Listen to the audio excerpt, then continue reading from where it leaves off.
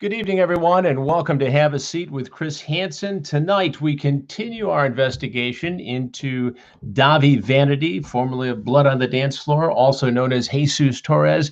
And we have a fascinating lineup of guests tonight. We have Ash Costello and Nikki Misery of the band New Year's Day, who traveled with Dahvie and know him well and know what it's like to be with him on the road, and Mal Levy, who is a survivor and now activist when it comes to the Dahvie Vanity investigation, will also be joining us tonight. So let's jump right in with Ash and Nikki. Thanks for being on the show tonight. Hi, guys. Hey, thanks for having us. Hey, Chris. Thank you so much for having us. They're joining us from the West Coast tonight, and I appreciate it very much, both of you being here in this pandemic. Tell me, Ash, let's start with you. How did Dahvie Vanity first come on your radar? So, gosh, I've thought about how to start this story so many times. I didn't know who they were. I'd never heard the name Blood on the Dance Floor. I was more of like a goth punk rock kid, and I had never heard of them. And we had just gotten signed to a new record label called Hollywood Waste back in like 2011. And it was their idea to put us on tour with Blood on the Dance Floor, and us being a new band, we were happy to take any tour offered to us. So we went into it not really knowing who they were. Even though New Year's Day started in 2005, technically we were just playing coffee houses, and we weren't a real band, I think, until like 2010. So Nikki, tell me, as the guitarist for New Year's Day, and Ash joined in on this too, how hard is it to get a start as a band in this genre? Oh my God, it's just to not play like the same dingy venues that you have to play. It takes years, like sometimes lifetimes. Some people don't even get as far as I did the first time I joined this band, because the first tour that they did with Blood on the Dance Floor, I joined like maybe a week or two before. Yeah. So I was like fresh to this entire scene. I didn't know anything that Warped Tour was doing, since it wasn't like a punk rock show anymore. So this was all fresh for me. But yeah, it's very hard to get your foot off the ground. And when you're a new band like that, you kind of have to just take whatever you can get. So, but we didn't know what we were taking was going to be something that had such a stigma to it at first. And which tour was this that you joined Blood on the Dance Floor, Dahvie Vanity on? Was this 3X or was this Warped Tour? No, actually. So we did 3 tours with them. And the first tour was, I'm horrible at dates. So I have a paper right here that has the dates on it. All the Rage tour. It was New Year's Day, another band that was very, very underground and small called Angel Spit that had 2 females in it, and Blood on the Dance Floor. And it was all 200, 300 cap venues. So it was still, I think it was still before Blood on the Dance Floor's like takeoff moment. So all of us were kind of small. Describe the first time you met Dahvie Vanity, Ash. I can't remember exactly the first time I met him, but I remember all of us talking in New Year's Days. We toured in a van back then. And I remember all of us getting into the van and going, they were so nice. We really thought they were so nice to us. They were respectful.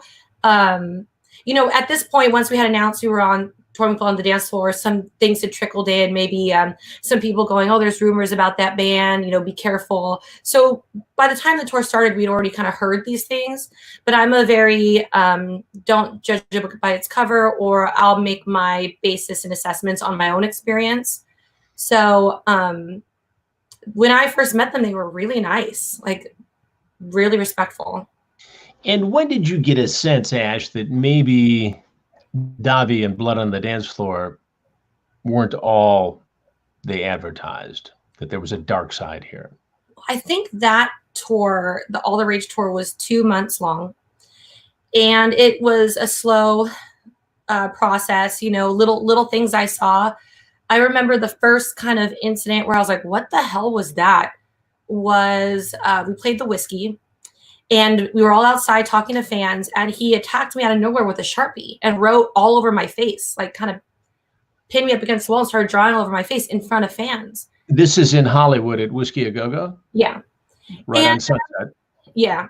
And I obviously wasn't happy, because I don't like to roughhouse. That's not the kind of person I am. So I wasn't very happy about that, but I didn't think much of it, because I'd been on tours where you know, people picked on the girl or people picked on each other or people would throw things at each other at merch. Like, I didn't like it, obviously, but it wasn't enough to like raise an alarm yet.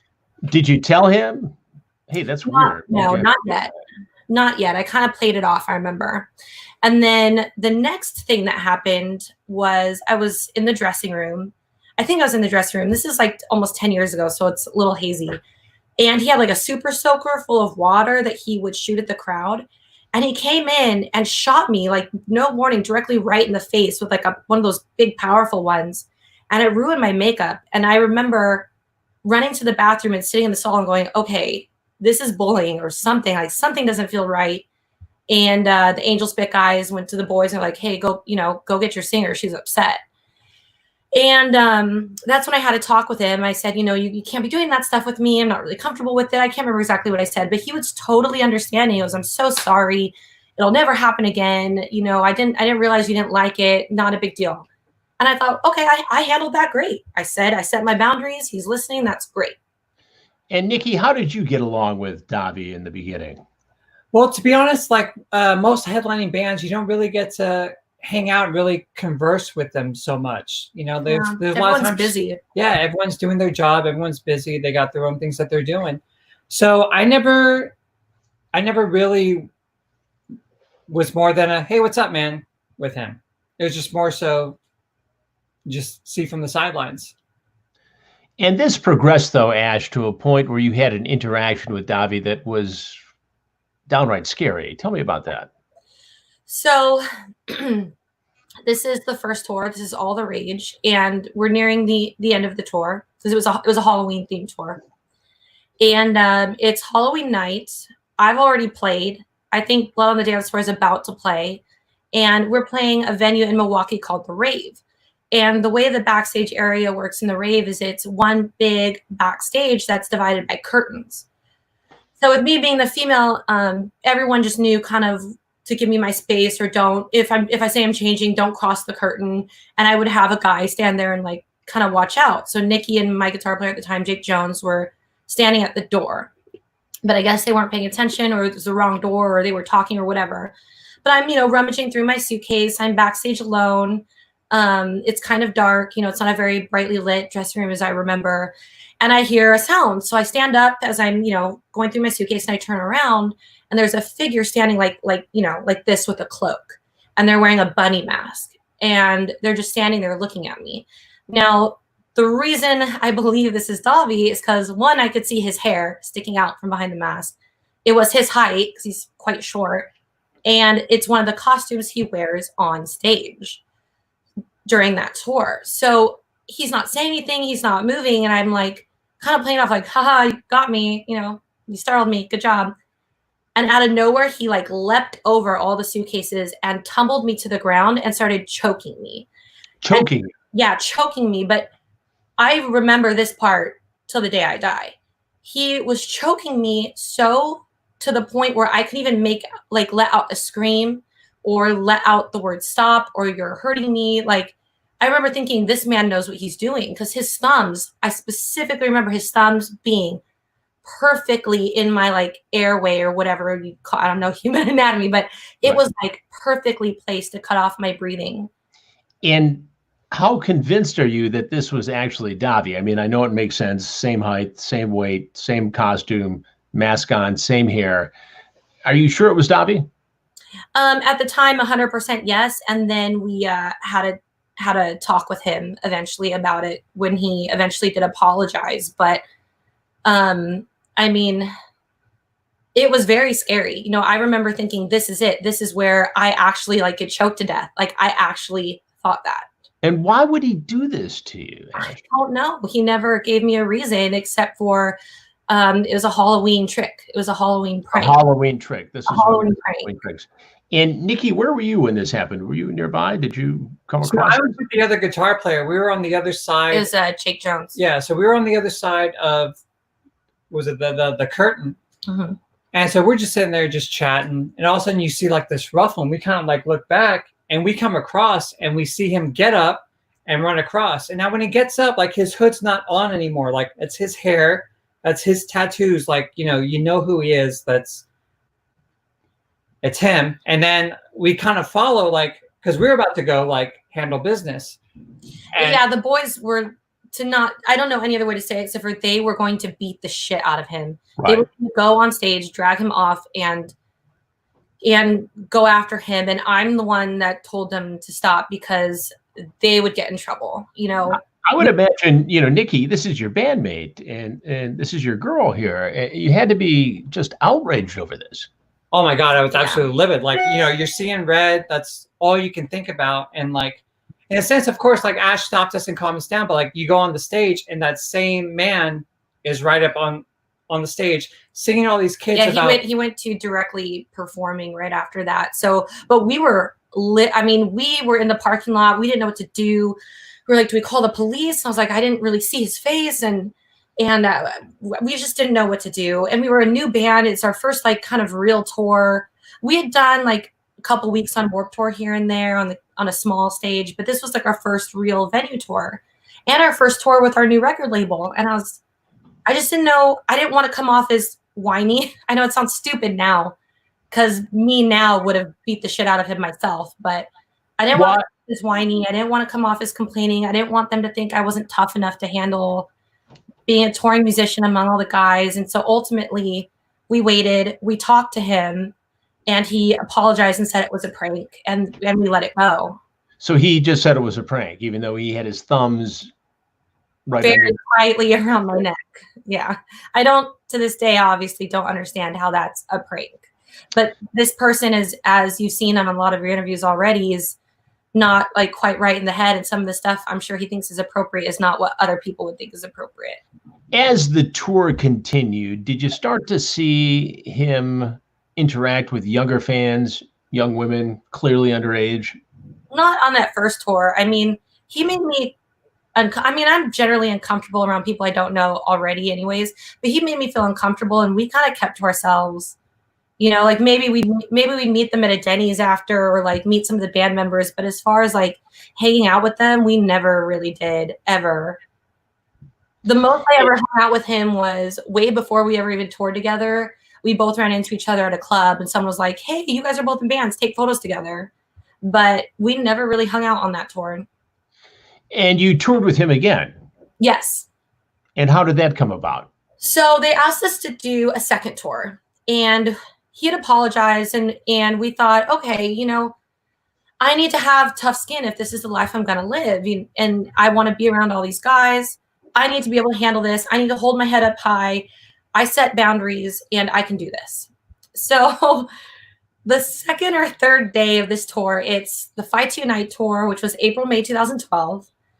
It's got something like 8 bands on this tour, like an absurd amount of bands. Typically, there's 3 to 4. I have a list here because I can remember their names. It was Broken Side, Deuce, Polka Dot Cadaver, Bunny the Bear, William Control, and Haley Rose. So that's like 1, 2, 3, 4, 5, 6, 7, 8 bands.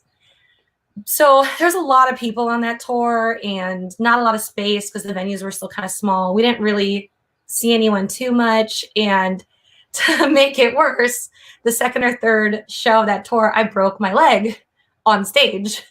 And I was in a cast the whole tour, and I was on a lot of painkillers because I decided to stay doing the tour in a cast. And I pretty much either sat in our van or sat backstage and didn't really see Dahvie probably more than once that whole tour. So I didn't see anything that tour. But you made it through, and did he treat you well during that tour? Was it just not a matter of not hanging out, or how would you describe that? I think I can barely remember now, but I think I remember him saying like he was sorry that I got hurt and hoped I felt better, and nothing really.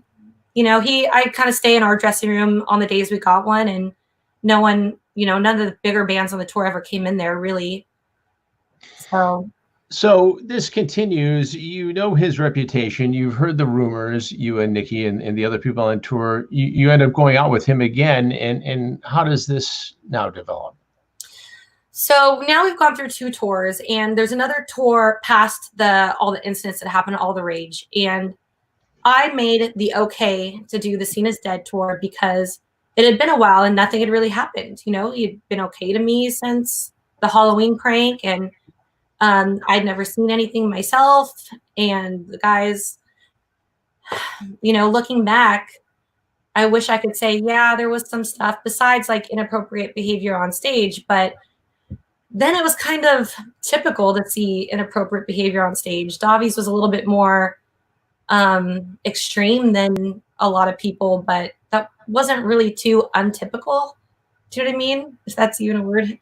No, I understand. It's a rock and roll lifestyle, a rock star lifestyle. But I guess what I'm getting at is, did you see on that next tour a change in him, or did you put yourself in a position where you could view what he was really up to? What changed in that next tour? So between the Fight Tonight tour, the next tour was the Scene is Dead tour, and I want to address that I sang vocals on a song called Hell on High Heels. Yeah.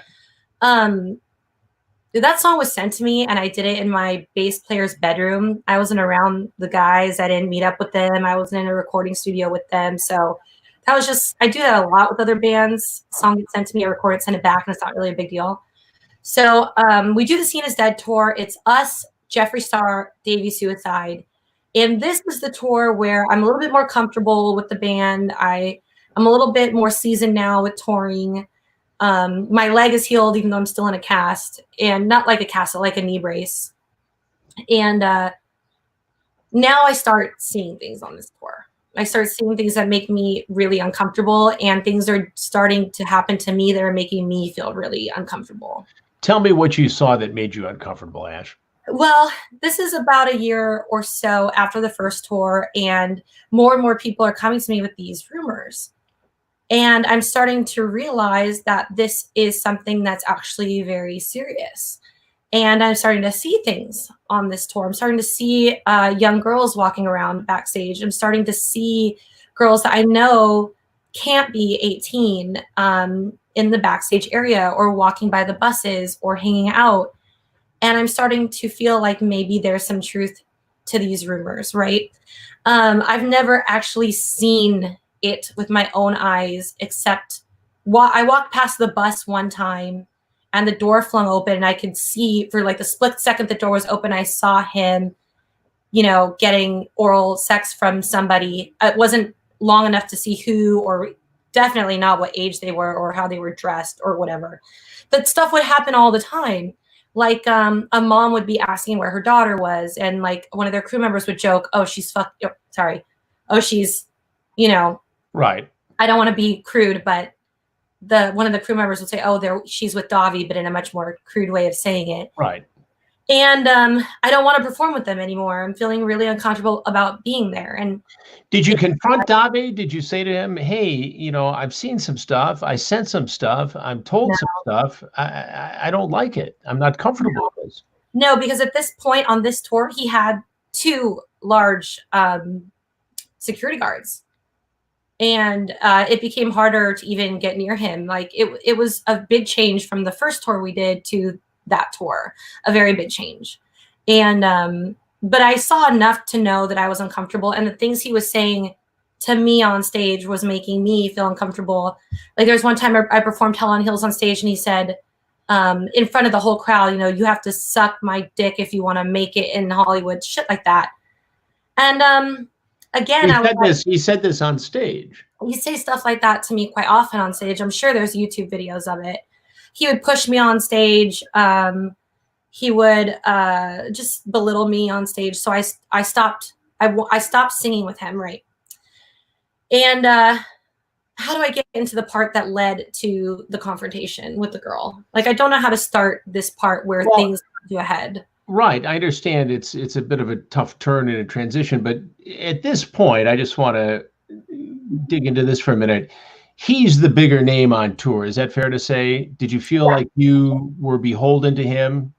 Yeah, he was the headlining act. Yeah, absolutely. And he was at this, I could tell now that there was a volatile side that would scream at his crew, or I think he broke one of our friends did lighting for him, and like he broke the guy's laptop, like he took it and threw it, and he had to buy him a new laptop. Like I was starting to see on my own now what it was everyone was talking about.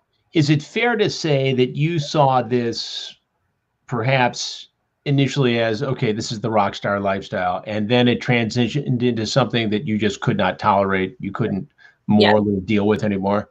Yes, absolutely. Because like I said, I had a few things to prove. I wanted to prove to my record label that I could handle it. You know, I wasn't gonna cry like a little girl or act like a baby or complain every time someone wasn't sweet to me, because that wasn't gonna be realistic.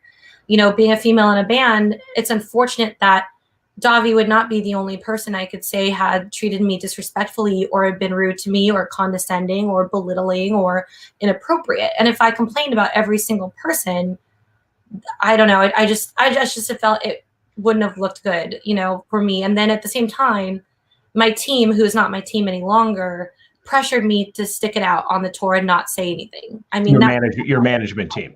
Yes. And that's a big part of, well, I don't want to say management or label or who exactly on the team, but at the time, yeah, it was definitely pressure. You had people saying, be a big girl, tough it out. This is an important moment in your career. Absolutely. Take me inside the event, Ash, that became the beginning of the end for you, New Year's Day, and working with Dahvie Vanity and Blood on the Dance Floor. So I had stopped wanting to sing with them, and I told my band how I felt, and they were completely on board and agreed that what was going on was wrong, and we wanted to leave the tour, but we didn't know how to do it. You know, at this rate, we'd already been told to stick it out. We'd already been told stay quiet. We'd already been told if there's only a couple more weeks left, you know, everything just to keep us on the road and making money and not causing any waves. Because at that time, the industry definitely was aware of what would happen to anyone that spoke out against him, that it could ruin a new band, because he would, well, his fans would, and I'm sure he would encourage them to destroy anybody that spoke out against him. And by that tour, I knew that. Everybody knew that.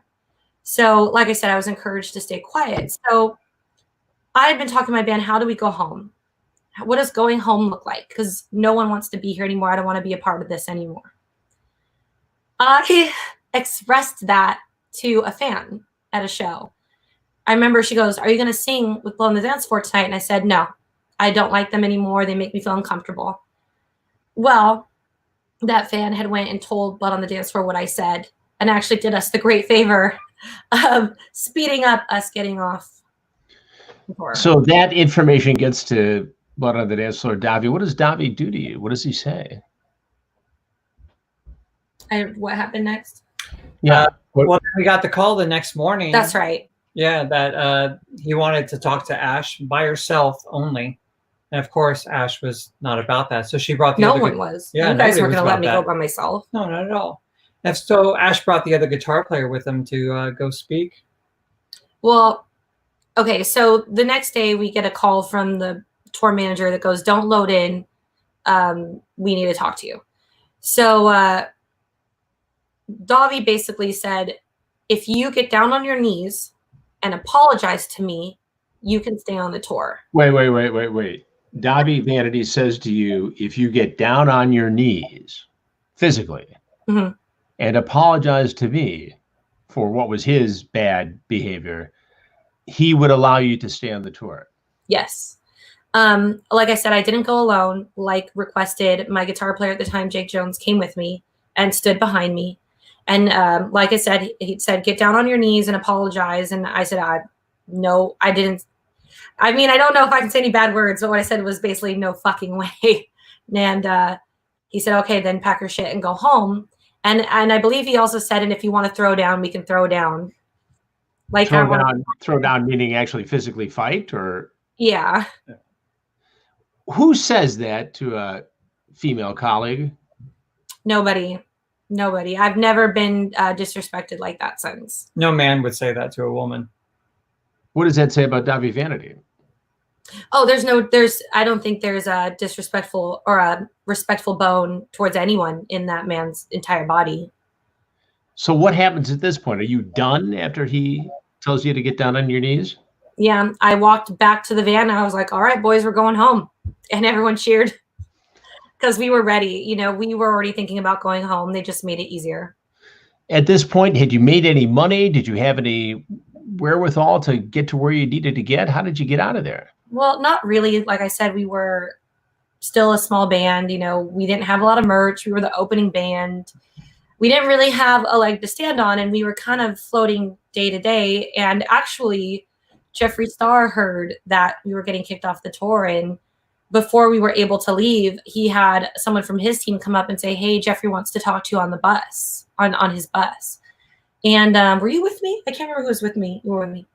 And we went on to the bus, and Jeffree said he felt horrible and he was concerned for us, and offered his help, said if we need anything, any backup, that he would help. And then he gave us money from his own pocket to get home. Jeffree Star gave you money. How much did he give you to get home? I don't remember exactly, but it was, I think, about $700, which was a lot. That was a lot for us back then, because I think we were only getting paid $50 a show. So Jeffree Star was not then what he is today, the multi. No. I don't want to say he was a star then, but I don't want to say he wasn't a star. But it's not like now he's got entire shopping malls of kids that fall over him. But back then, you know, his merch table was like anyone else's. You know, there'd probably be a line of 100 kids trying to meet him, and he'd hang out and sell merch after the show, like just like any normal band at that size. You know, so I don't think now that now that my band's at that level, you know, it would be hard to give up $700 just like that, you know, at that level. So Jeffree Star gives you some money, you pack your bags, you pack your gear, you leave. What impact did this have on you as a band based upon how Dahvie Vanity's and Blood on the Dance Floor's fans reacted to all this? Well, at first, we weren't going to say anything. We were just going to go home and say, you know, kind of keep it very under wraps, because we knew what would happen if we didn't. Dahvie kind of beat us to it and had posted. I never saw the original post, but fans were telling me that I got kicked off the tour because I was a bitch. I got kicked off the tour because I wasn't performing well enough. I got kicked off the tour. I can't remember all the reasons, but of course his fans latched on to that, and I started being attacked. And so I knew I needed to come forward and say the real reason we were kicked off the tour. And that's when I made the infamous Tumblr blog post that I chose to put it on Tumblr because I thought I'll just put it under the radar. I'll leave it up for a little bit so enough people kind of know, and maybe they can help spread the word, and then I'll take it down. Hopefully won't get in trouble with my record label. Hopefully won't get in trouble with my management. But that is not what happened. It caught like wildfire, and it started a huge deal for us here on from then. For those who don't know, Ash, what did you say on Tumblr about Dahvie Vanity? You know, I tried to find the Tumblr post now, and I couldn't find it online. But basically what I said, I was still pretty cryptic with it, because I knew at the time he had a really good lawyer, and I didn't want to get myself in trouble. So I kind of alluded to the fact that I had been abused, and we weren't going to stand for abuse, and we weren't going to stand for fans' abuse. And we just didn't want to be associated with it anymore. And that's the real reason why we got sent home. And of course, I got a letter from the lawyer right away threatening to sue me. And I got to see what it was like to be one of the girls in 2012, 2013, trying to come forward, because the letter I got from the lawyer was quite threatening and scary, and it scared me. And what did the letter say? I actually have it. I'm not going to read the whole thing. I'll just kind of paraphrase. Just read me the most important part when he threatens you. It says, neither I nor my client will stand for this behavior or false accusations. Feel free to tell anyone's representation to reach out to us, and they can immediately deal with our New York and LA-based litigators. If the below continues, we will file a lawsuit against you. This band is a target for a number of false accusations, and we will not stand for it. We take it seriously, and we will pursue it to the fullest extent of the law. And how did the fans react? How did Dahvie's fans react to your post? Oh, I still get hate to this day. I still get death threats. There was one very recently. They're on and off happen. I get really hateful messages. I get very hateful comments. And, you know, even if I put out a tweet, it's almost like I'm being watched. You know, I put out a tweet about an interview I did a year ago with the Huffington Post, and I got a letter from a lawyer even a year ago threatening litigation. And then, of course, here comes the flood of hateful, nasty, as mean as you can get tweets about me. I want to bring in Mal Levy for a second, who was on the scene around this time. Mal, you yourself were victimized by Dahvie Vanity. Set the scene for me as Ash and Nikki and New Year's Day are going through all this. You're in the thick of it in a different way. Yeah. So back then I knew Ash and Nikki as well back then. And I think if I remember correctly, I went to one of the shows on that Scene is Dead tour, and I don't believe they were on that one. That date, I think they were already kicked off, which was weird. It was a really weird vibe. That whole scene back then, I think I like to, it's kind of like it's like a sub time for, I don't know how to word this, but it was like from, I want to say 2006 maybe to about 2012. And it was a really dramatic time in our lives. It was very much about like what we look like, and then no one else cares about your character as long as you look good, or as long as your hair looks nice. And there was a lot of people looking the other way, unfortunately. You know, when I went to that show specifically, that's actually the show where I was speaking to a now former crew member of Blood on the Dance Floor, who was a friend of mine. And, you know, he'd let me know that there was an NDA, and I saw that there were security guards. This is the first time I've seen them with a bus. You know, I go on, they're just filled with alcohol. Everyone's just drunk, and it's always just a big party. No one cares. And, you know, when this whole thing happened with Ash, it was a big deal, because finally, like, somebody who had like some notoriety in the scene was making a comment out of it, so people would actually listen, which is also why people wanted Jeffrey to speak up about it as well. So, you know, because it was, as you'll see a lot of people say, this has been an open secret for like 15 years or something. I guess the question is to you, Ash and Nikki, given what we know today from the survivors, the very graphic firsthand accounts of sexual abuse, the similar acts that we're told about, how could you not have seen more of what Dahvie Vanity has been accused of? How could we not have seen more of it? Well, I guess people who commit crimes aren't going to do it in front of other that's people. what you mean. Sorry, I wasn't sure. Right. I mean, I guess the same question, you know, we posed to Jeffree Star. It's like everybody wants you to somehow have known about what he was actually up to behind the scenes. And the question comes up all the time, Ash, how did you not know that he was doing this to underage girls? I think there's a lot of factors at play for just myself. Being an opening band, I don't like to bother the headlining bands. I am very respectful of everyone's space. I'm not going into their dressing rooms, and I'm not bothering them while they're working. If you've ever been on tour, you know, and touring in a band and being an opening band, you get there just barely with enough time to have a sound check before doors open, because you've been driving all night in a van. You know, you're setting up your merch. You don't have a big crew to do it for you. You're doing it yourself.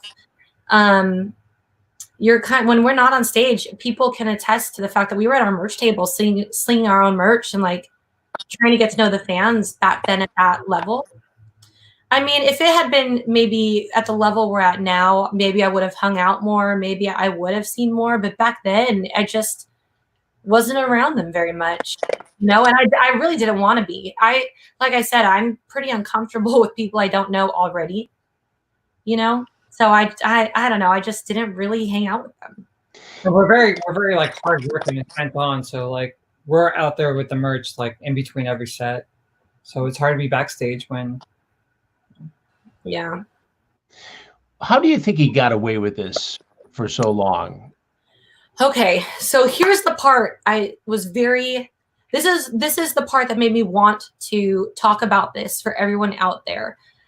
So after we went home from that tour and I made that post, this is where the truth came out, and I got to see and know for sure this was going on, and I was there, you know.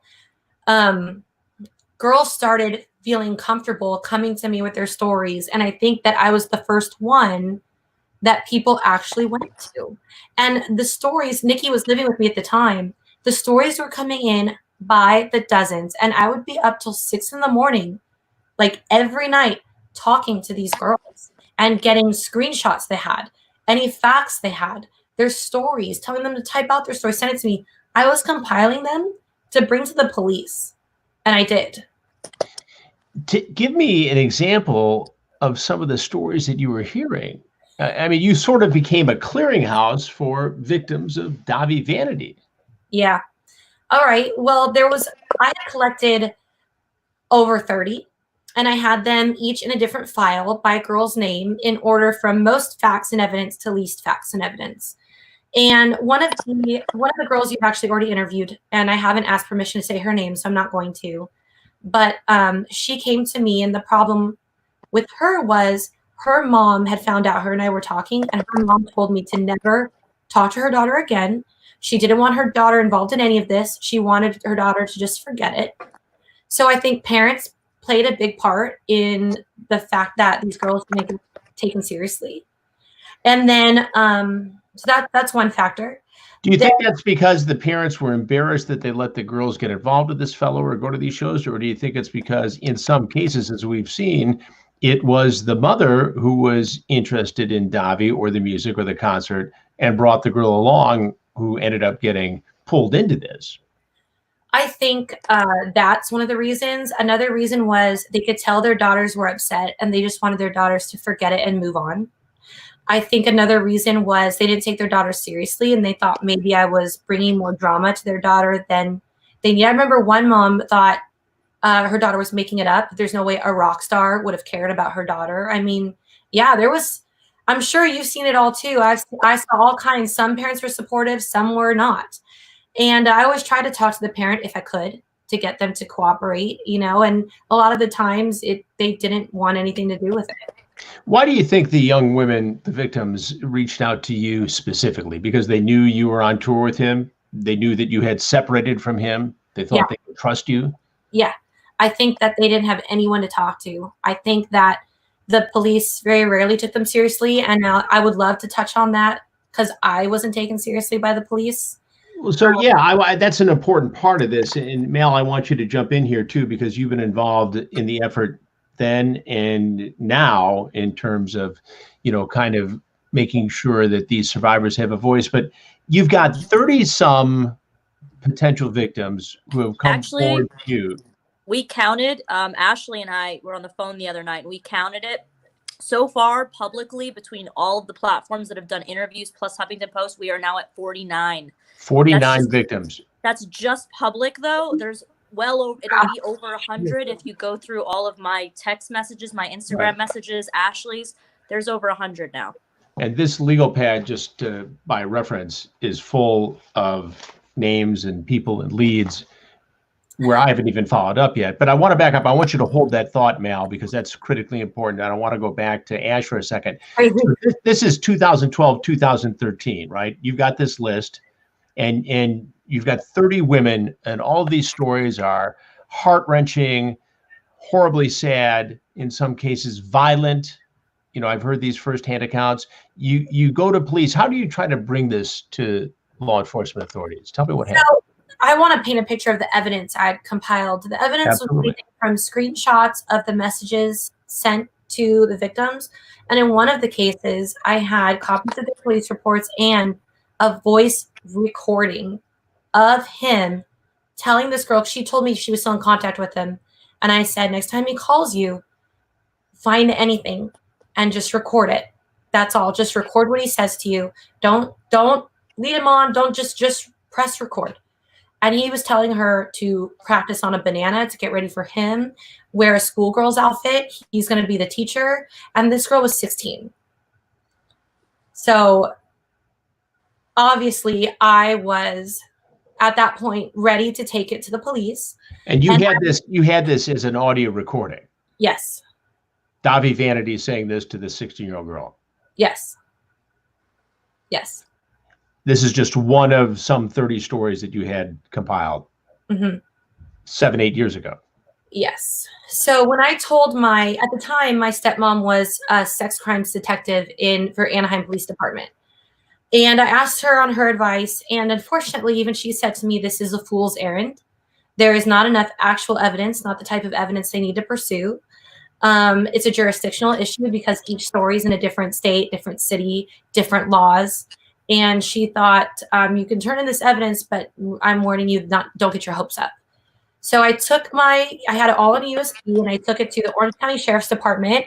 For anyone, I really want to have the case number because I want people to know that I've been chasing this since 2012. And I've been telling people since 2012 to take this seriously. That I have the case number written for anyone that wants to look it up. It's 12-211890. I filed it December 1st, 2012. December 1st, 2012, you filed this case. You opened this case with the Orange County Sheriff's Department in Orange County, California.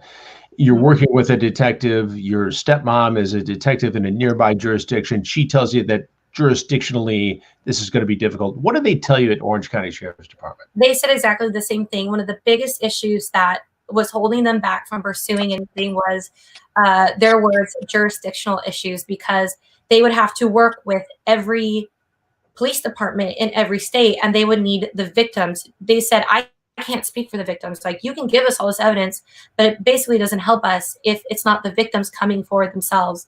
And like I said, most of them, I couldn't even get their parents to get them down to the police station to make a report. And after a while, I just handed it in and hoped for the best at that rate. And ultimately, what happened? Nothing. Nothing happened. I would call every now and then, and they said it was in the pile. They had other more important cases in this county that they had to look after first. And I don't know how many people know that I did an article about Blood on the Dance Floor with the journal outlet Huffington Post with Sebastian Murdoch last year.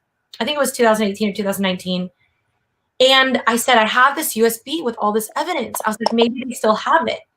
So my mom, who still works for the Orange County Sheriff Department, and I called, and they destroy evidence after 2 years. So they had destroyed the USB. You're talking about Sebastian Murdoch and Jesselyn Cook, who work for the Huffington Post. Sebastian's been on this show and has been very helpful in this case, obviously, and Jess is probably going to be on next week's show. They destroyed it. The drive that you had. Yes. With this telephone call recorded of Dahvie telling the 60-year-old to engage in sexual practice. Yes. And honestly, for about a year, it made my mom sick. My mom and I were so upset. So my mom was quite invested in a lot of the evidence, and she works for that sheriff's department. So she was disappointed that that's how they treated evidence. So up until lately, it really was something that weighed heavily on me. You know, I lost sleep about it at first. Now the same victims, it seems, have come forward again with their stories. So I don't want anyone to feel sad or enraged or heartbroken that those stories were lost, because it seems like those stories have come back. The evidence is still there. They're being told to Mal now. Mal's taking them to the right people. And now I feel so much better knowing that all that work and those stories weren't in vain, and those victims' voices are still being heard now. Ash, do you think that the authorities who looked into your initial report figured this is a rock star leading a rock star lifestyle? There are alleged victims who could be groupies all over the country outside of our jurisdiction. What are we supposed to do with this? They don't want to come forward. They don't want to press charges. This is all based on what they've told Ash Costello, another rock star. I'm sure that I don't think they thought much about rock stars or not, because I'm sure they never heard of my band or Blood on the Dance Floor. No, but I mean, not that they were so wowed by, celebrity, but it's just like, these kids at these crazy dark goth concerts, what do you expect them to do? Do you think there's that attitude that I guess, were they dismissive because of the way this came forward? I guess in that sense, yes, absolutely. I think that they definitely didn't take it seriously because of that aspect of it, like kids at concerts. And you hear stories about this all the time. This is all the time you hear stories like this. I mean, look at all the rock stars there are right now that have had some serious controversy and allegations against them and are still touring. They're still able to do what they do. So I think it just wasn't taken seriously. How devastating was it for you to put so much effort in this to try to right these wrongs and have it really not get any traction, at least, in the 2012, 2015 timeframe? I mean, I know Nikki, like I said, Nikki lived with me. He saw how much work I put into collecting all the stories and organizing them. It was an insane amount. And the stuff that I heard these girls say and that I read that this man wrote, I couldn't even think of the stuff in my wildest dreams. Like it disturbed me. Yeah. It was a lot of work that kind of went down the drain. I mean, it made my mom and I cry when we found out that the evidence was destroyed. We definitely had a cry over it because we were so frustrated. It was frustrating. We're like, how could they do that? They didn't even call to ask if I wanted it back. Like no one, maybe they had tried, I don't know, but no one ever reached out to me and it was just gone. And I thought, great, there goes the voice of every victim. And then this happened. And I saw that you were doing interviews and Mal was helping the victims. And suddenly I felt better knowing that they were going to get a second chance, hopefully.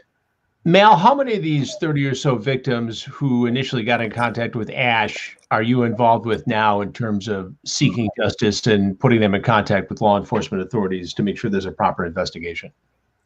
To be honest, I'm not sure which ones are which because there's so many. Like it's a lot. Like there's still messages I haven't even been able to open yet on every platform. So it's kind of hard to tell because I don't know. There's so many. And the situation is there actually have been quite a few girls who have told me that they have tried to report him, just like Ash tried to do.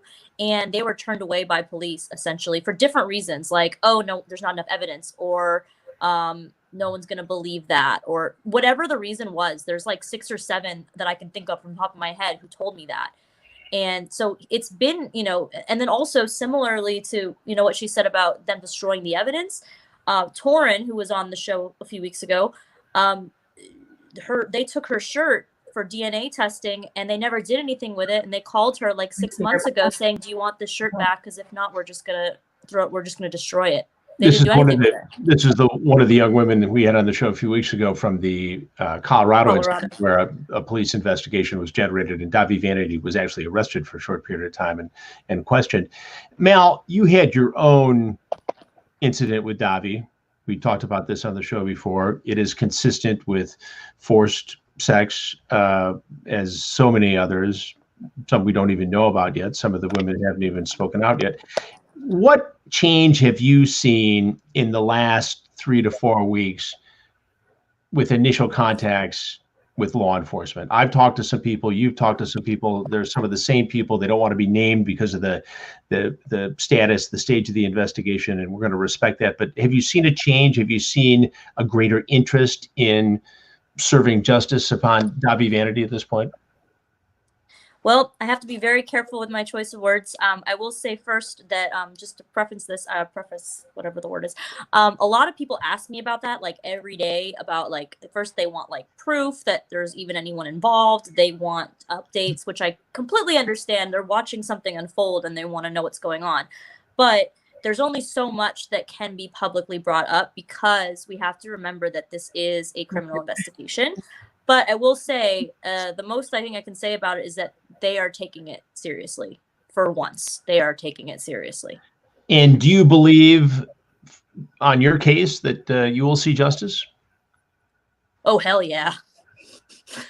I can't say too much again, but... And again, I don't want to put you in an uncomfortable position, nor do I want to do anything to jeopardize the investigation. I'm invested, obviously, in getting to the truth and making sure the victims' voices, survivors' voices are heard, and that a predator gets justice. But in your case, which is like so many others, you were young, impressionable, victimized, afraid to come forward, blamed yourself for a time, which is not right. Nobody should blame themselves. They're all victims here, and kind of hushed up.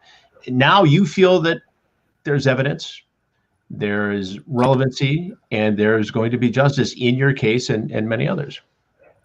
Yeah, and that's why it's so important. There's a lot of girls that are doing the interviews, and there's a lot of girls that haven't said anything at all yet. But the most important thing that anyone can do, you know, if they want to speak out and they want to tell their stories, that is important, because obviously by doing these interviews, it has gotten a lot of girls to come forward who were afraid to, because they see there's so many women that are telling their stories. So they're they have like bravery now from it, which is amazing.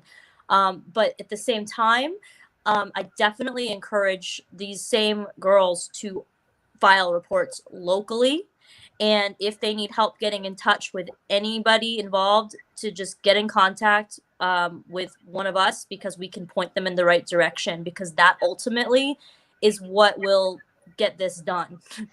Well, and this is not just a United States issue, too. I spoke to a victim in London a few weeks back, Carrie Louise, and she was very, very powerful.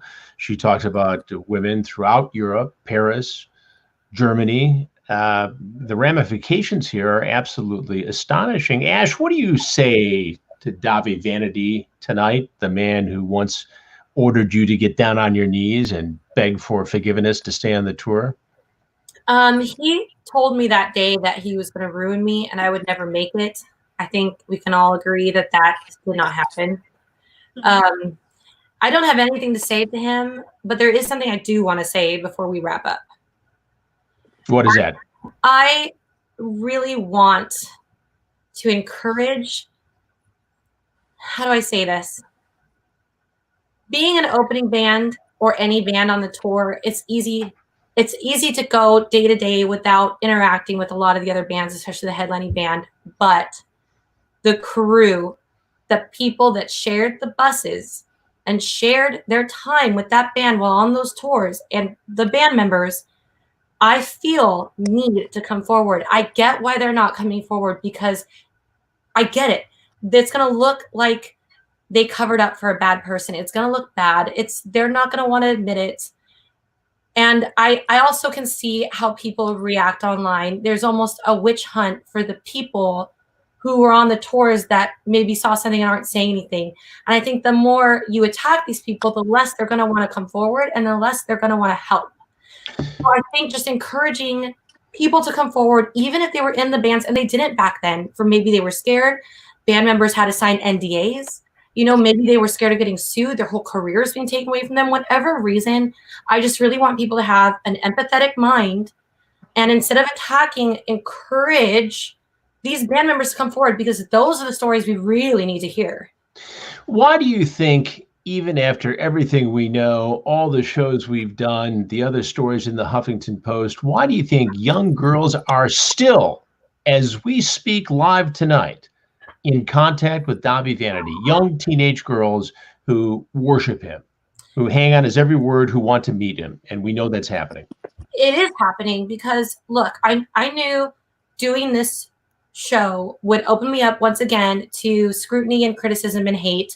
I did a Loudwire interview on YouTube last year about Dahvie Vanity, and the hate I got is undescribable. And I know this is going to open it up to more. How he has conned these kids into protecting him and defending him, and that they still exist to this day, I don't know. But even like last week, I got a message. I have it right here. It says, I'm a fucking liar. I need to stop saying shit about Dahvie. He's fucking innocent. He didn't do nothing. Leave him the fuck alone. I wish you stupid fuckers would die. I've gotten death threats. Nikki has seen them. People saying they're going to kill me. And them too. It is happening still. And I don't know why. It's definitely diminished. I mean, his army is small and small and small and small and smaller. I often sometimes wonder if it's him behind some of these. Well, you have to wonder, because there's so much of that going on, whether it's this investigation or Nissan, or everybody's got their secret sock puppet accounts, and you never really know what's going on when it comes to that sort of thing. But you bring up a good point, Ash, and that is, what responsibility do people around him who know something have to come forward? They have all the responsibility, as even if, like I said, I didn't see anything sexual, nothing sexual happened to me, it's still important that I came forward as a voice. And I think it's important No matter what your story is, what you did see, whether it's an extravagant story or you don't think it's that important, whatever it is, I think you should come forward with that story. And I think creating a safe space for the victims and the people, like I said, on the tours is going to be really important if they're going to want to come forward. I think I want to hear from his security guards. I want to hear from his tour managers. I want to hear from his band members. You know, to say I was on tour with him as a band member and I didn't see anything is a cop-out. It is 100% a cop-out. And at the same time, too, like all these people like not talking. Yeah, we can understand how it looks bad, but this is your chance to make things right. This is your chance to undo these bad things that you held back for so long without, bringing this to light. This is your chance to come out and tell the truth. Because I've actually talked to some of the original crew, and they don't want anything to do with it. They're not going to say, they've decided they're not going to say anything. And, you can't, I'm trying to walk a fine line. If I don't want to be upset with them, that's their choice. But also I still want, I know they're watching, they have to be watching all of this, to come forward. And like I said, a message to the viewers to try to understand their position of why maybe they've stayed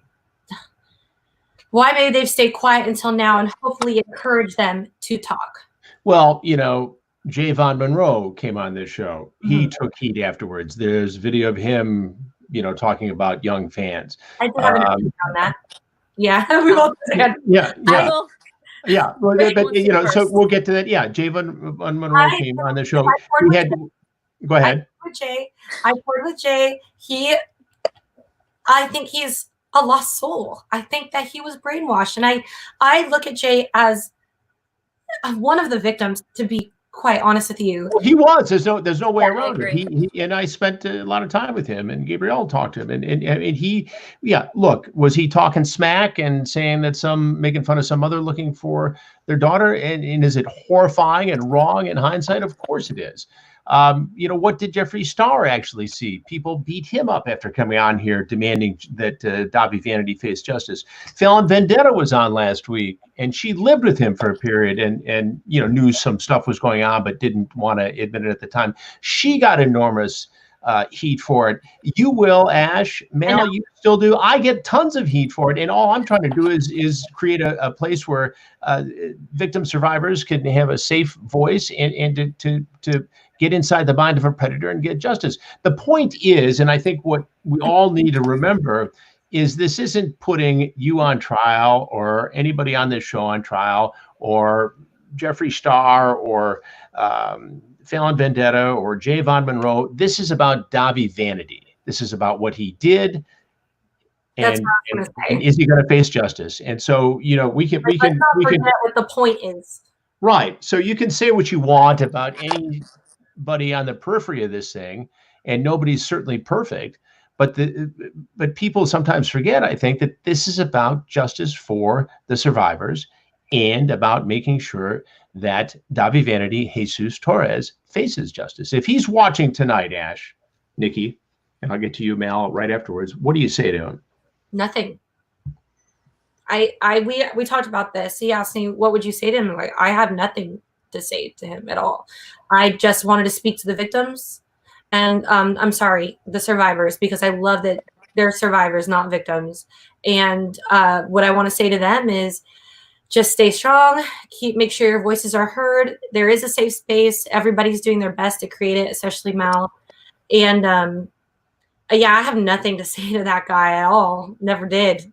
Right. And I think it's important, Mal, to reiterate that this isn't a plea for people to come forward to me. Now, people are, or come to you, or come to Ash. People should feel comfortable going to the police, going to federal authorities if that's appropriate. It doesn't have to go through us. You can go right to the authorities. We'll help. We want to hear the stories. But the reality is, ultimately, it's local law enforcement and federal law enforcement who will make a successful prosecution here. Absolutely. They don't have to, no one has to go through us at all. But if anyone needs help, that's what I offer my help. Right. I do want to say, things with Jay and crew members and things like that. Like, you know, when I toured with Dahvie and Jay, that was Jay's first tour ever. Like, he was 18, and you know, yeah, like Jay has like a very like he has like a very aggressive sense of humor. That's just kind of how he's been, or how he was. And very loud. Yeah, very loud. Well, I get that. You know, yeah, that's just him. And you know, he's actually, in my experience, he's always been a very nice person. I'm not saying anything. Yeah, like because I'm not gonna say whether or not he witnessed anything. Like, that's not for me to say.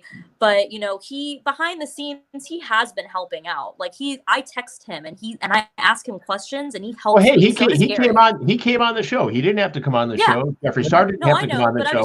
Fallon Vendetta didn't have to come on the show. Ash and Nikki didn't have to come on the show. You didn't have to come on the show. A lot of people just have a lot of issues with that, and they don't know that, like, they think, oh, Jay didn't say enough. And I just want everybody to know that, like, Jay is still being helpful. Like, anytime I have a question, he responds immediately. And same thing with Garrett. Like I said, Fallon. I feel Jay is a victim. I feel like he falls into the survivor victim category. But I know for a fact there's security guards who helped cover things up.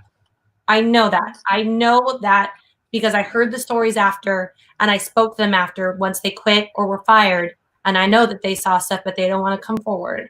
So, and what do you say to those security guards tonight, Ash? That you can't be touched. That you cannot be touched now. You might have been afraid before, and I don't blame you, because the fear of litigation and fear of your career being taken away from you is a real thing. And you all sign contracts, but you can't be. I don't feel that you can be touched now. I feel like this person's power and voice has been made so small that if you feel comfortable coming forward, I think that you should. Nikki, what does this say about the responsibility of male rock stars and fans who might be young and female and attracted to you? Oh, geez. I don't even know how to answer that. Like, well, in New Year's Day, the boys got pretty lucky because there's a female in the band, and I always, I never liked girls coming in and out for reasons other than saying hi or hanging out. If I ever saw inappropriate behavior, like I definitely have kicked out band members in the past for hooking up with fans. I would never say that publicly. I wouldn't want to ruin them, but there's so much speculation about why some band members have left. Like, we've gotten rid of people for those reasons. And I think that the day and age of that, and being a touring musician currently myself, I've seen a huge drastic change in that in the past couple of years. It's definitely not as rampant as it used to be. And is it just a little bit more than ironic, Ash, that you, who were told by Dahvie to get on your knees and beg, are now a big deal with New Year's Day, and Dahvie is where he is? Yes, yeah. I think it's karma. You know, it's karma. I think you guys have actual talent, so sorry, I had to throw some shade, or else it wouldn't be. I mean, it scared me at the time. There was a small time where I thought this might ruin New Year's Day. We were being attacked so badly. And I'm really glad we pushed through it. You know, it made me very depressed for a while, and it stressed me out really bad. And I'm glad we pushed through it, and we are where we are. And no thanks to that guy. He tried to destroy us.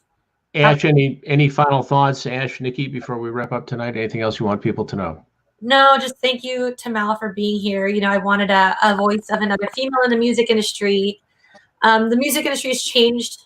I just want everyone to know, after the Me Too movement, no more am I silenced. No more am I, you know, my current record label and current management they were very, as you know, Chris, they were very supportive of me speaking out. They were supportive of me doing this, when in the past, that's not how I was treated. So, and one other thing I wanted to mention, I know your dad recently passed away, Ash, and I'm very sorry to hear this. God bless you, and I hope your family is doing well. I lost my mom a couple months ago as well, around the same time. So it's not easy, and we've got a lot going on in this age of pandemic. Thank you so much, everyone. Mal, as always, thanks for being a part of this. I appreciate it. We will be in touch. Ash Costello, Nikki Misery, continued success. I hope you can tour or get some kind of a music gig going soon once they're up on the West Coast and everywhere else you tour. Thank you all for being with us once again. We are, as you know, going to continue this investigation. We've got more survivors who are anxious to speak out and tell their stories. We also have some developments in the Onision story, the YouTube psycho brat from Washington State. I know people keep asking as to when we're going to get back into that, and the answer is very soon. And it will be compelling, and it will be very significant. That's it for tonight. Thanks for having a seat with me. Have a wonderful evening and a good rest of the week. And I'll see you very soon on the TV and right here on my YouTube channel. Take care.